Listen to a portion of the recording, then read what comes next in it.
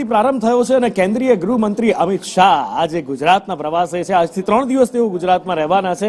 કુળદેવી માતાના દર્શન પણ પરિવાર સાથે કરવાના છે। પણ જ્યારે જ્યારે અમિતભાઈ આવતા હોય છે પોતાના મતક્ષેત્ર માટે ઘણી બધી ભેટ સોગાત લઈને આવતા હોય છે। એ સાંસદોમાંના એક છે કે જે હંમેશા પોતાના મત વિસ્તારમાં રહેતા હોય છે। આજે જ્યારે અમદાવાદના ભાડજમાં એક સરકારી શાળાનું તેમણે લોકાર્પણ કર્યું અને એની સાથે એક જ સ્થળ પરથી 900 કરોડથી પણ વધુના પ્રોજેક્ટ્સનું તેમણે લોકાર્પણ ખાતમુહૂર્ત કર્યું હતું અને ત્યારબાદ તેમણે ગુજરાતમાં કઈ રીતનું વિકાસ થઈ રહ્યો છે, એમના મતક્ષેત્રની અંદર કઈ રીતે કામ થઈ રહ્યું છે, એના વિશે અલગ અલગ વાત કરી હતી।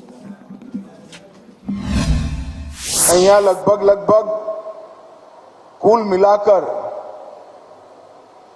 919 કરોડના કામો એનું લોકાર્પણ અને ખાતમુહૂર્ત આજે એક જ કાર્યક્રમથી થયું છે।